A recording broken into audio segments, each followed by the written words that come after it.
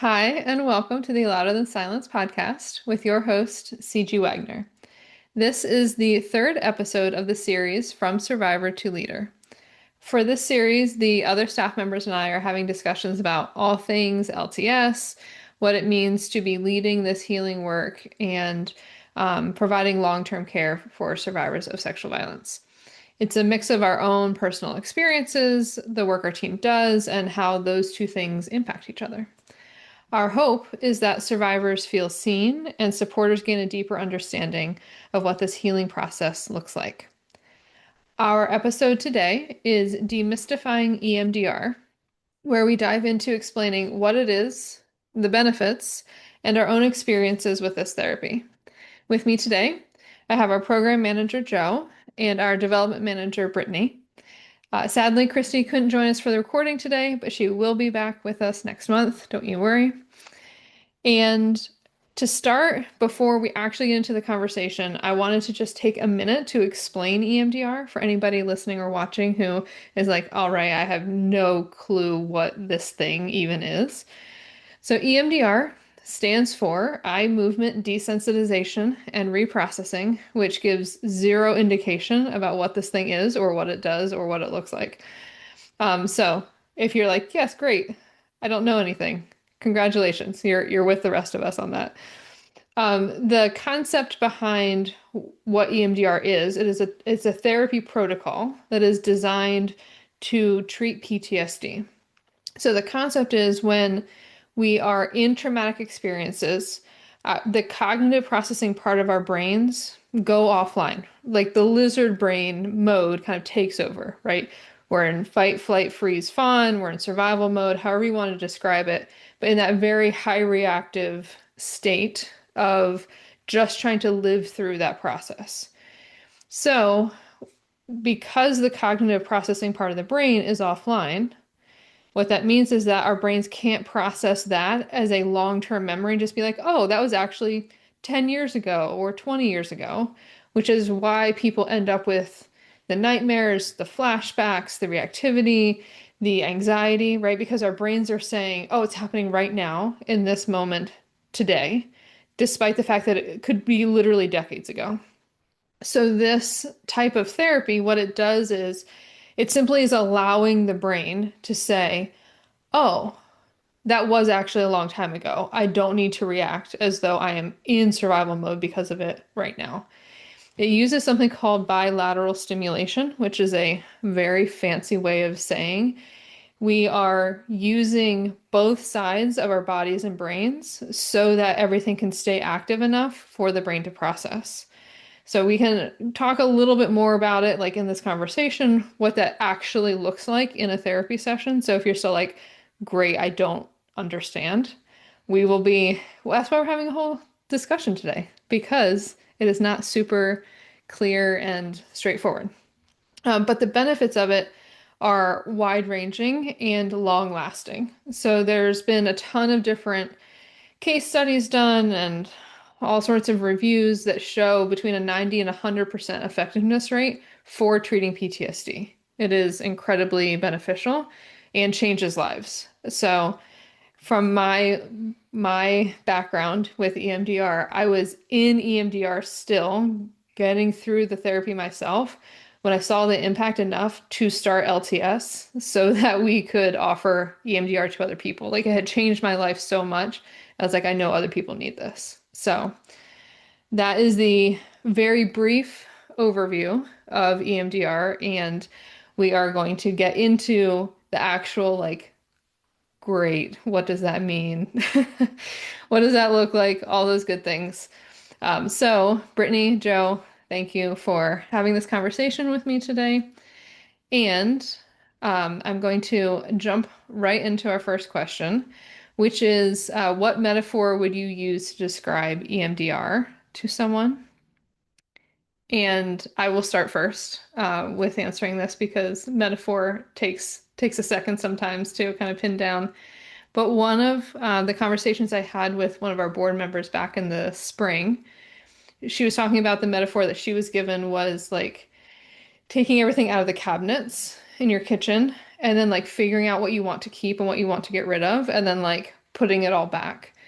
And the more that I've thought about that metaphor, the more it really speaks to me because there is kind of this moment in time where you're like, oh, there's so much more here than I thought there was. There's a lot more to go through. Like, I thought that I had one thing of powdered cinnamon. Turns out I had 15. Like, how did that even happen? And so, like that metaphor I've used many times since because it really spoke to me and what this process looked like for me and what I hear from other people as well.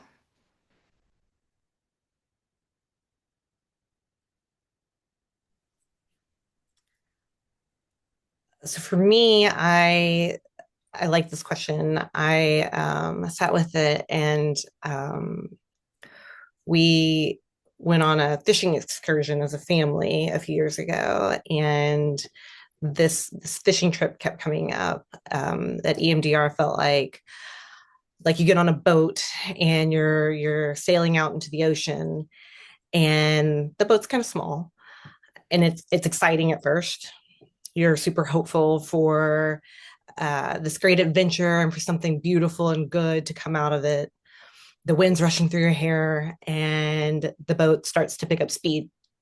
You start to feel a little nervous. And then a big wave comes crashing up against the boat. Maybe even a huge storm hits out of nowhere. There might be a moment that you wonder if you can even do this anymore. And you might even want to turn around. Then the storm subsides and the water is calm. And before you know it, you're encountering this beautiful island up ahead. And you look back, and there's this gorgeous sunset over the water where you just come from, where the storm just was. And the thing is that you're likely going to need to get back into the boat again, maybe again. And but this time you learn that you're going to make it. You know you're going to make it, and you're prepared each time. And you also know what's on the other side of the storm.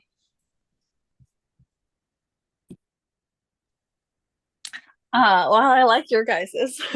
So when I first heard this question, what came to my mind, I'm a very visual person.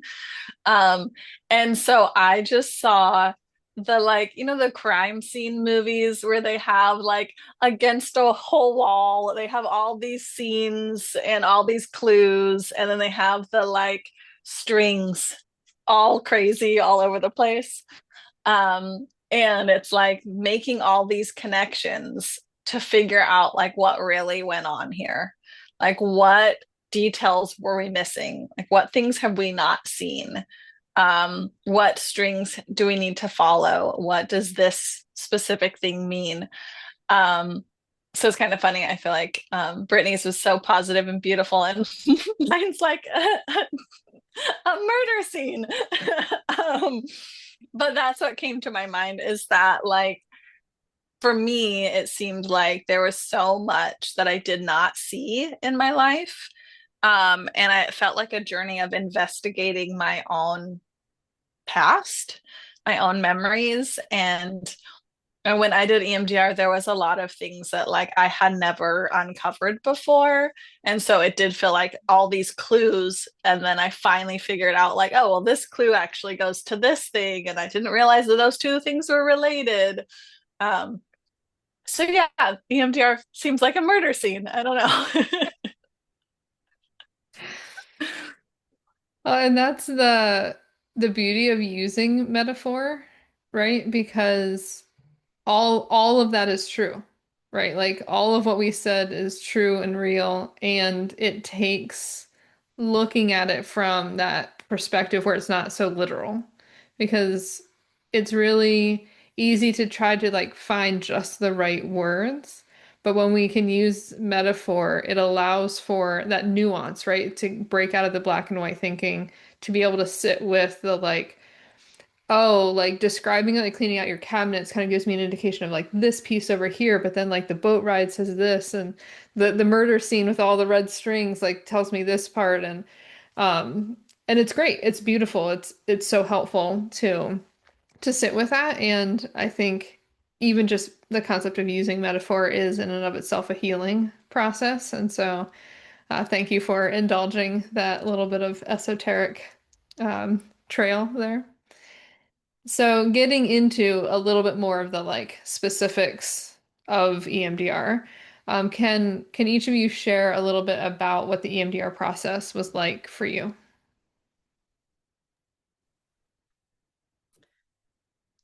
Yeah, as I was thinking about this question, I was actually keeping it pretty general, but realizing as we were talking that I needed to get a little more detailed. I have had two EMDR therapists. They both have been incredible and wonderful. My first therapist is who I did a significant amount of prep work with. And I thought I would just be jumping in immediately. But I think I don't recall exactly. I want to say it was about 4 to 6 months of prep work, which felt a lot like talk therapy. We went through the different traumas I had experienced that were top of mind. And so I definitely resonated with both of your metaphors, Joe, because there was so much that was unearthed during this process. And during the prep work, I recalled certain number of things, and then as we were going through the sessions, other things would pop up and those would need to be addressed as well. So it was really interesting to experience all of that unearthing. So we prepared.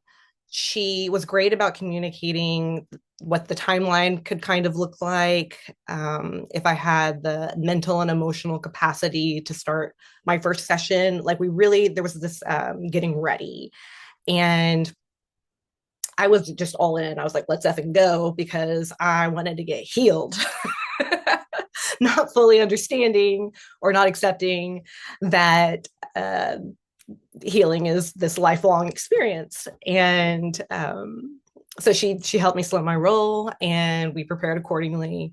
She gave me an idea of what the sessions would look like, timeline wise, for the bigger traumas, and then some of the smaller ones that needed to be addressed. And of course, things can go differently depending on what comes up, but for the most part ended up being pretty close to what she projected. So my first session, she handed me two paddles that I held in my left and right hands, and they made this kind of clicking. It was like a soft, I want to say vibration. It was very subtle. I mean, I was aware of it, but it wasn't distracting in any way. And then we would walk through one of my traumas, and um, we would do it as I recalled it. And then we would then also look at it as like I would step into it as the me now versus the me then, like alongside my old self, whether that was a younger me or an adult me. And she always gave me an option to stop if I was uncomfortable. I was in control the whole time, which felt very safe. She checked in with me throughout the entire session. And my therapist was great because she would schedule a little extra time in case I needed it, especially at the beginning as I was getting going. And I'm not going to lie, it was really, really hard. It was the hardest work I've ever done. I don't know why I wasn't really expecting it to be as hard as it was. I had been in traditional therapy for years. And I was informed of what it was going to look like, but I was so hungry for healing. I think I was more focused on the outcome versus the process. But I still do it. I still do EMDR when I feel like I need it, and I know what's on the other side, and it's 1000% worth it. And I'm really grateful that LTS introduced me to this form of therapy. So I too have done EMDR kind of with two different therapists. Like I did my EMDR sessions, and then I'm doing talk therapy with a therapist now, but we have integrated some EMDR because she is trained in it. And so Brittany had talked about using the paddles which was what I used when I did the EMDR through Louder Than Silence.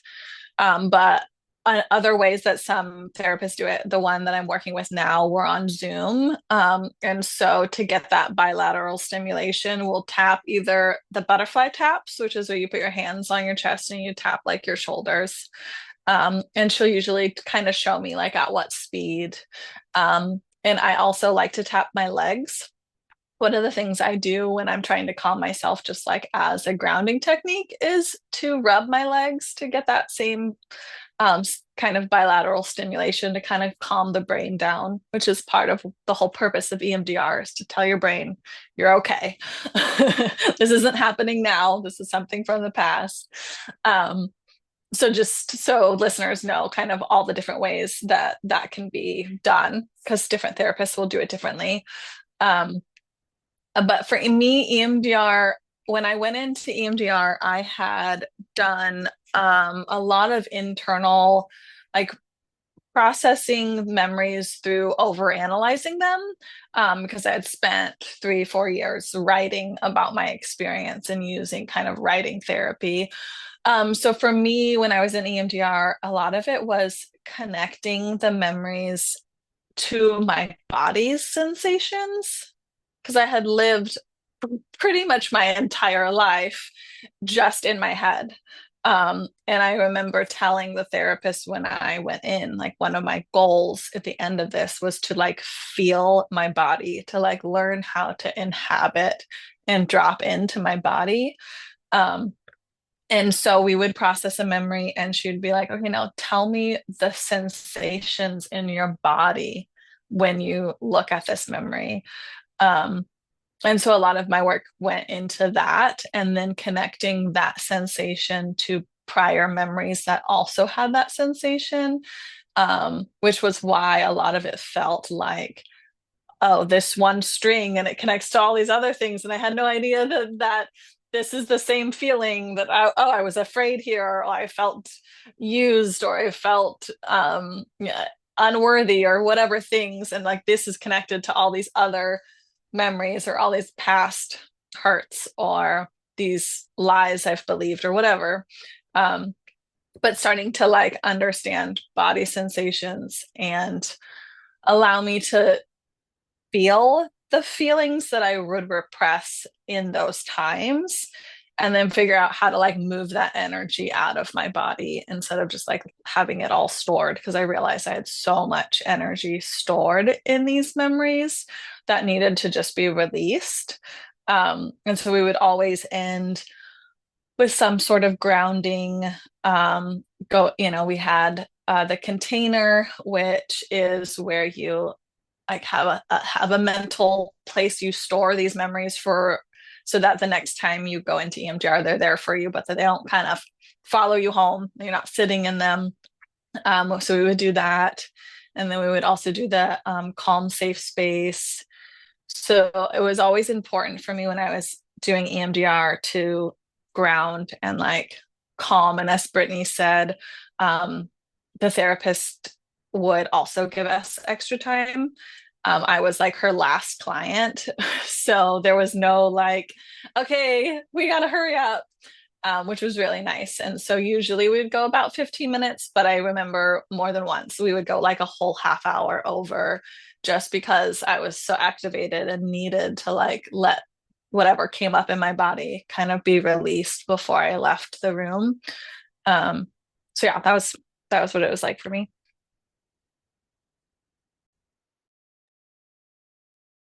It is fascinating to hear like both the similarities and the differences in the experiences. That of course like the through line is there of what we all like all three of us, went through in the sense of like the process going through. Um, for me, I I happened to have a friend doing EMDR at the same time as me. It actually was what informed our current LTS strategy of we have mentors that are paired with people in EMDR. And it was because I had this other person in my life who like we could call each other and be like, okay, this is what it was like this week. What was it like for you this week? And so having that like real time, like I've never experienced anything like this. Am I like, and the question that I asked, and almost everybody I've talked who's done EMDR has asked at some point, is the like, am I doing this right? Because it feels like you like there's this kind of sense of like it is hard work, right? Brittany was very accurate in her description. And like you're sitting there, whether it's tapping or like holding these like paddles that vibrate or like the literal eye movements with that the therapy got its name from, but you're not like, quote, like doing something hard in that moment. You're like, you're sitting there essentially. And so there's this like kind of weird, like it it should be harder kind of idea, even though it's exactly what you're supposed to be doing. And it feels kind of confusing. It was very confusing for me, to have this sense of like, I think I'm doing this maybe incorrectly. And my therapist being like, I mean, are you sitting here and doing what I'm directing you to do? It seems like it. So, but like as Brittany and Joe kind of alluded to, like you go through this series of you decide what memories you want to process and like untangle, and you start doing this work. So I had done the prep work, right? Like I had kind of established, the safe spaces and the container to put everything in and all of that.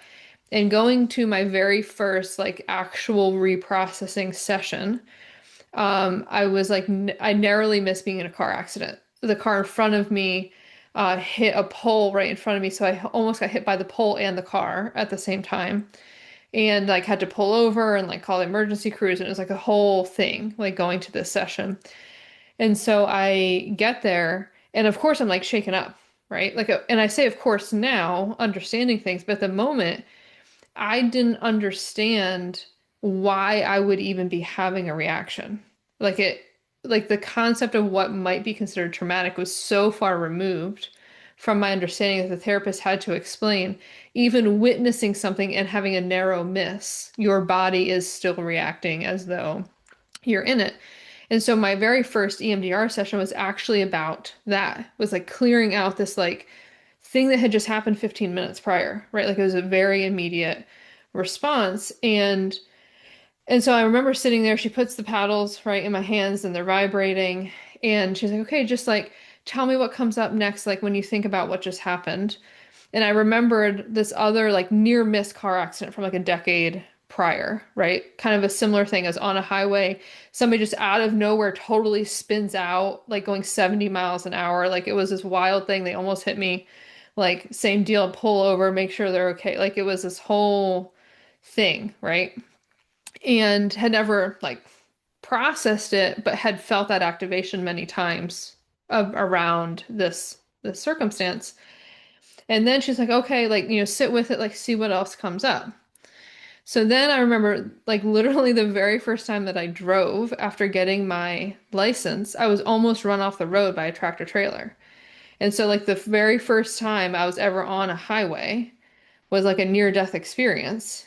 And so I had been having all of these years of flashbacks and like didn't understand that they were flashbacks. Like it didn't like I didn't know that that's what was even happening to me until we get through this like processing where eventually she comes to this question of, so like what do you believe about yourself because of these different instances? And I'm like, oh, I believe that I don't know how to respond to like make sure I'm safe. Like I don't like I feel like I don't know how to do that. And she's like, "Okay, well what do you want to believe instead?" And I'm like, "That I can trust myself." And it was like 15 years of flashbacks just like went away. Like it was like it was almost as though like they hadn't existed before. And like that's the moment that I bought into EMDR, was like this thing that like I didn't realize had been haunting me, that like impacted me every time I drove my car and didn't even know it.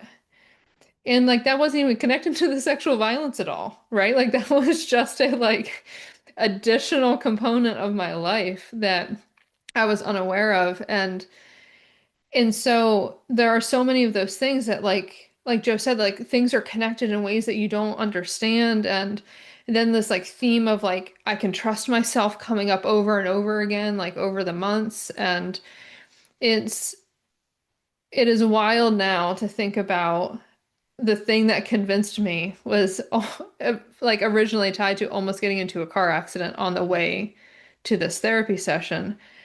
Because up to that point, and why we're doing this podcast, it is not really clear, right? Like it is a like, okay, it's a different type of therapy. What does that mean? I don't know. It's supposed to help more than just like talk therapy for the trauma, but okay, sure. Like, and having such a clear example in my own life was the thing that changed the course of my life and why it's so important to me now that we have these conversations, right? The number of conversations that I have trying to help people understand what it means to sit in these spaces to untangle these like deep traumatic memories. It's confusing. It's not straightforward, it's not clear, and as cliche as it sounds, it's life-changing. So it's like very important to me that we keep trying to do this demystifying work. And thank you both for sharing what that was like for you. All right. So the next question is, how is life different for you now, post having done, you know, EMDR, although you're kind of doing it now and then, but like you've done the chunk, like you've done a big chunk. Um, so is it like now versus pre-EMDR where you lived before you started that work? So for me, pre-EMDR was again like I lived in my head.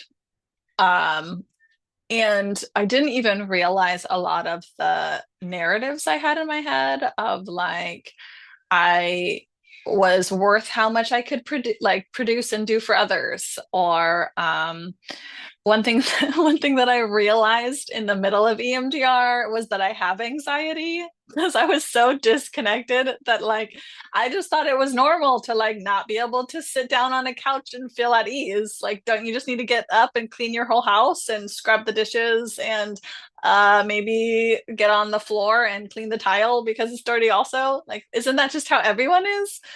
Isn't it normal to like be in the shower and instead of like washing your hair, you're noticing that the grout needs to be regrout, and then you're like stressing out about when can I figure out how to regrout the, like that is just how I lived my life. Was this a long list in my mind of how I was inadequate and not doing enough and the things I needed to do more.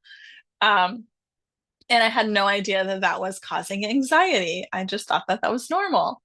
Um, when I first went into EMDR, we did like a questionnaire around PTSD and dissociative disorder. Um, and when I started, so I did EMDR with LTS, and then as I said, I have a new therapist that we're doing talk therapy, but intermittently doing some EMDR as well. And when I sat down with this therapist and we went over the questionnaire, she was like, "Oh, I don't think that you would qualify as having PTSD anymore. I think it would just be considered a general anxiety disorder." And that would be because the symptoms that I had of PTSD before EMDR have diminished so much that now I would not even be diagnosed, um, because like the reactivity I had has gone down like crazy. Um, the level of anxiety that I just was my baseline, and again, I like didn't even acknowledge as anxiety, has lowered to such a level that like now when I am activated and anxious, I actually notice it. And CG and I were having a conversation around something we've noticed in the community, the Louder Than Silence community, is that a lot of times when you're healing, it can feel like this weird regression almost, where like I lived as this person who is so disconnected but high functioning. Like, I took care of 5 children, I took care of everything needed in the house, I cooked, I cleaned, I did the laundry. I only took breaks when my body was literally like, felt like it was dying, because otherwise, I'll just keep going. Um, and now I'm like a little bit of a head cold, and I'm like, I'm gonna take a nap. The dishes will wait, and the laundry will wait, and it can almost feel like, well, I'm not doing enough, or almost like I'm regressing in a way. Um, but actually, it's me being more connected and knowing like that I'm allowed to take up space and I'm allowed to need a break. Um, and the big thing is like I'm allowed to feel my emotions. But because I live so much of my life not allowing those emotions, it can still feel really dysregulating to like allow emotions and then figure out how to navigate like life as a person with like feelings that are allowed to exist. And then how does that interact in relationships? Because before, the only way I related with to people was I would just allow them to take up as much space as they needed. I would shrink as small as I needed to make them happy. And now I'm like, well, I also get to be a part of this. um, and sometimes demanding to also exist fully can mean relationships go away, can mean that relationships have to adapt, which is a whole lot of growing pains. Um, so it's kind of funny, like trying to think of what my life looked like before EMDR and what my life looks like now. Um, in a lot of ways, my life looks a whole lot messier, which is why it's like, well, it had to change a lot. And so I'm in a season of still adapting to EMDR, like what, 2 years ago? Um, because my life has to catch up to like the person that I am today. Uh, because that change was so rapid that I went from believing that I was unworthy of taking up space and trying to make everyone else happy to learning how to honor my own needs, believe my own story. And then the world had to be like, oh, wait, what? um, so I have changed. It's definitely worth it, and I'm super glad. One of the kind of cliches that I'm using is like a lot less people like me, but I actually like me, because I honestly, for most of my life, I did not know myself, so I definitely didn't like myself.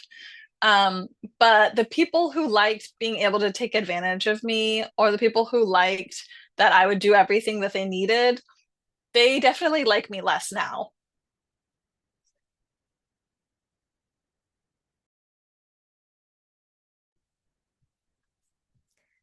I just want to scream a huge ditto. And like, I lived that.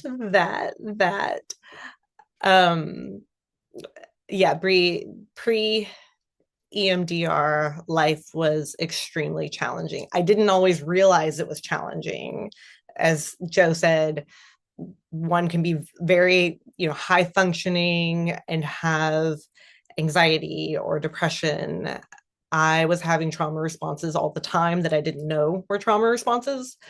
I was triggered a lot, anxious about almost everything. I attempted to bury my trauma underneath this mask of perfectionism, people pleasing, and had absolutely zero boundaries. So people were able to mold me into what they needed and wanted. And I too didn't really know myself, but I knew I didn't really like who I was, but I also didn't know who I was. And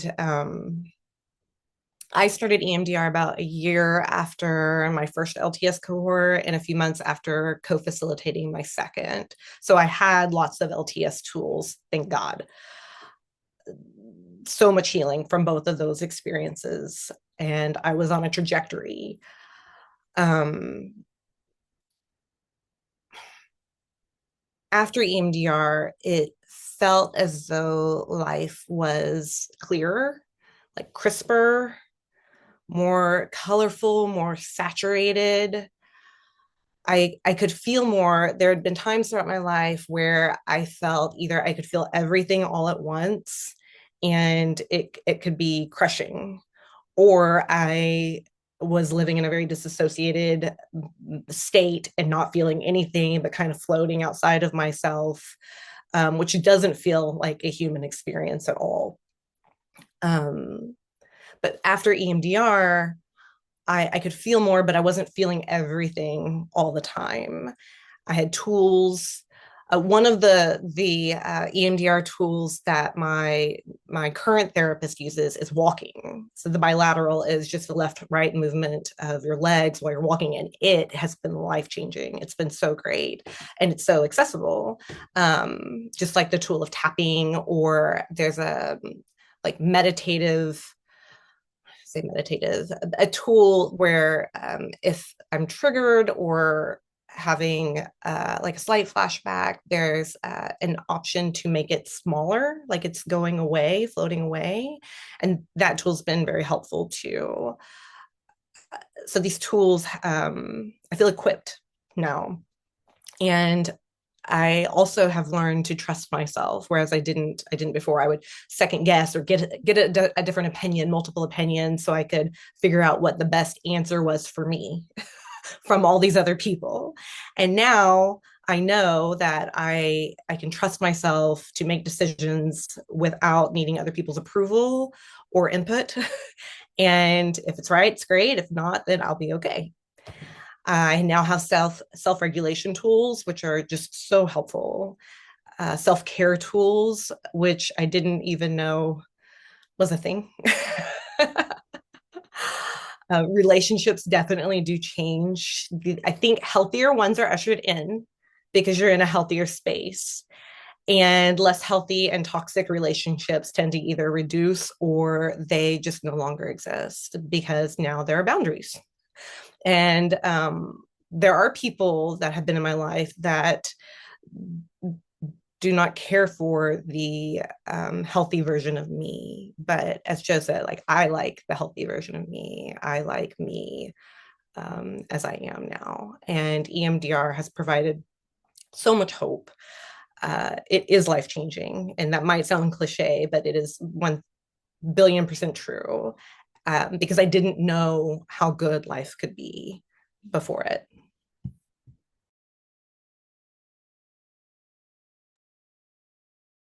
Yeah, I'm also tempted to just be like, yeah, ditto to both of you. And okay, move on.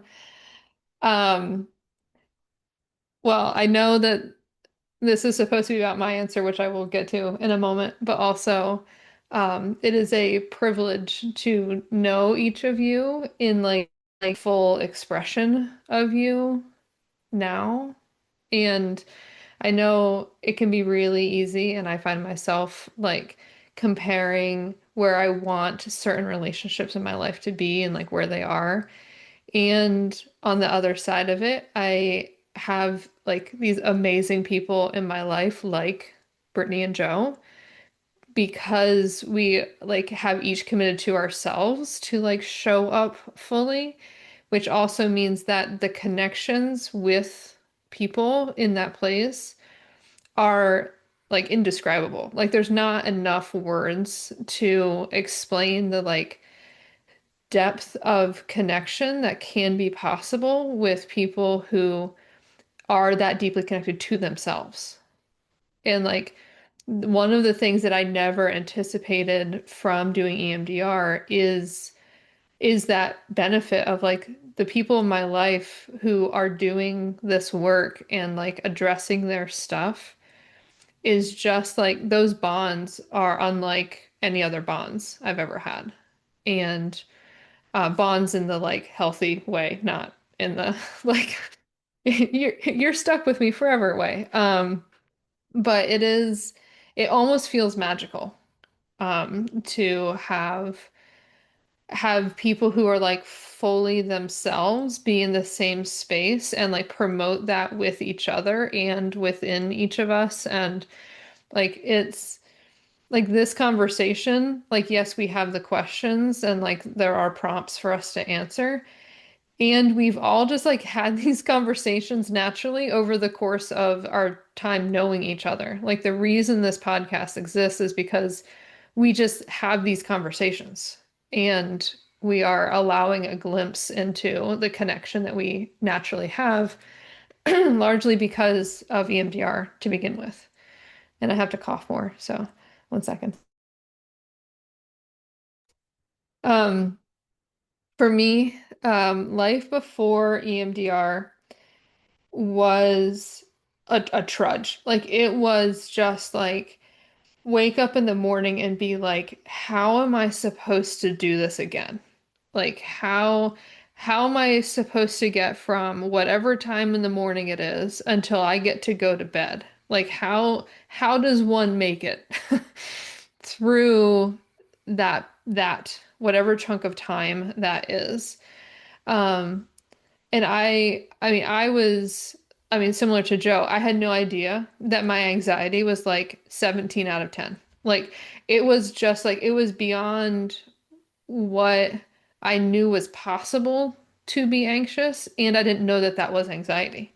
Like, it was just like, my life felt consistently and almost constantly overwhelming and unmanageable. And then like being high functioning for others or for like for work, right? Like if it was like for something outside of myself, just like wringing myself out until like every ounce of everything that was me was gone for that benefit. And then it was like, okay, but I can't manage going to the grocery store because the grocery store is too much. Like I cannot manage. Like I can't deal with it because it's too many things. And so like that's the stuff that would just go by the wayside. It was the like things that I actually needed to be a healthy human. Like just I couldn't figure out how to add that to my life instead of that being like, okay, baseline is like I feed myself food that helps me feel good and I like move my body in a way that like is beneficial and like those were in my mind the add-ons instead of the human experience is rooted in taking care of basic needs first, right? And I that was so far away from what I understood was a possibility. Like I didn't know that that was a thing. And I didn't know that so many of the situations I was in were harmful situations. Like I was actively in like different like faith community settings or work settings or friendships or romantic relationships that were actively harmful. And it was like, oh, well, like it wasn't like that thing over there. So like therefore it must just be like me that's the problem. Right? Like and having had then people reinforced that idea, right? I was difficult, I was causing problems, I could never be happy. You know, like why can't I just like let things be? Why do I have to cause problems? Instead of it being a like, no, this treatment is actively harmful. That is the issue. The issue is not that I have an issue with it. But I didn't know that, right? Like it was very much like whatever problems existed, I internalized as like me was the problem that existed. And of course, like then that just like compounds the overwhelmed, jumbled, not being able to understand myself or my place in the world or who I am. Like as Joe said too, just being so disconnected from my body. I told a story recently of, you know, I worked previously in the restaurant industry and I was working as a pastry chef and I would burn myself constantly. And there was this one day where my hand slipped off of the towel that I was using to grab a pan out of the oven and my finger hit the metal pan, right, that was like just in the oven. And I remember looking at my hand and being like, that should burn. Like I intellectually understand that my hand is burning and I cannot feel it. And like that was where I lived. And it was almost a point of pride, right? Because like when you're in abusive work situations, like you have to like find some way to cope. And so it was like it becomes a joke. Like it was so disconnected from me and my body. And and that is why EMDR was so significant for me is I finally had a sense of like who I am, what it means to like exist in this body that exists, and the concept being introduced to me of like I am equally the thought in my head and the my right big toe.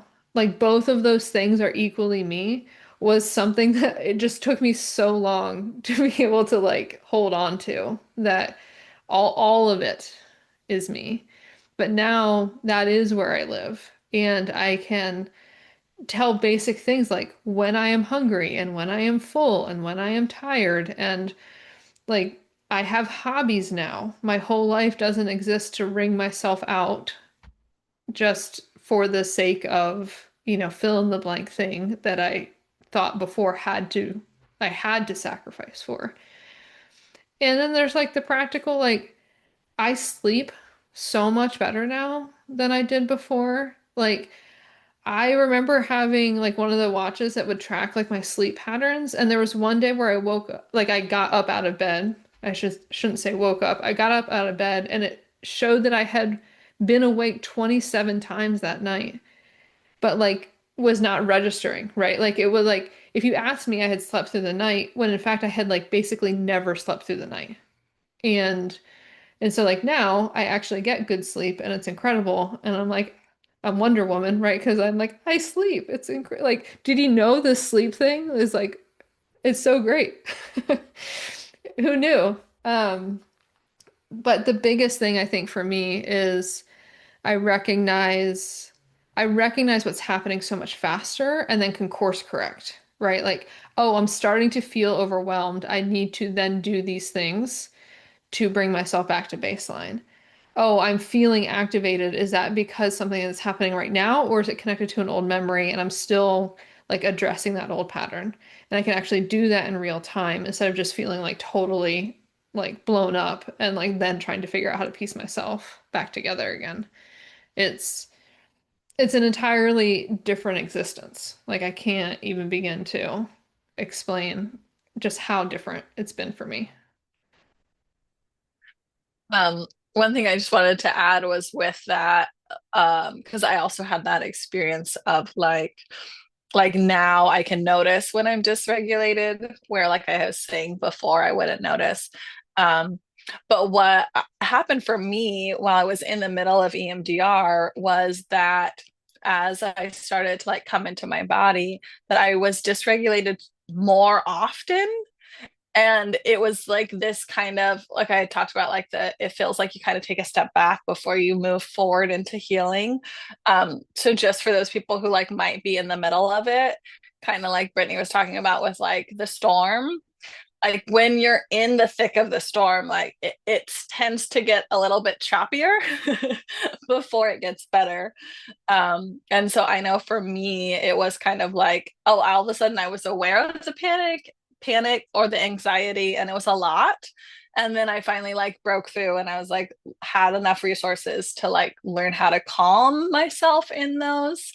Um, but just like I guess a word of warning just to like know that like that is part of the process of EMDR, is that sometimes it can be that, oh, you're aware of it and it's a little bit harder to manage life before it gets so much easier. Yes, absolutely. There's a huge chunk of this that is like when you're in it, making sure you are giving yourself the space you need to actually like be able to keep doing the work and keep sitting in it. That it is, somebody describe it as like this is a full-time job. Like when you're in it, it is taking a huge amount of your time and energy and emotional space. And it is in proportion to what we need to work through, right? Like it is that intense because the intensity of what we've experienced that got us to that point. And I think that is also can be very hard to face. The like, oh, it was to that extent that now I'm having to face it, and it feels so overwhelming. And sadly, we are like rapidly running out of time, and I feel like these conversations, like each time we start one of these conversations, I'm like, oh, we should have allotted like 3 hours to this. But for today, I think we'll need to wrap it up. So I want to say thank you to Brittany and Joe for being willing to share your perspectives on this and what this has like been like for you. Um, and for the listeners, thank you for listening to the podcast. If you'd like more information, please visit us at louderthansilence.org or follow us on Instagram at louderthansilence.org. This podcast and all of our programs at LTS are offered at no cost to participants. So everything is supported from donations. So please consider making a donation today to support this work. And don't forget to subscribe to the podcast for the most current episodes. We will see you next month.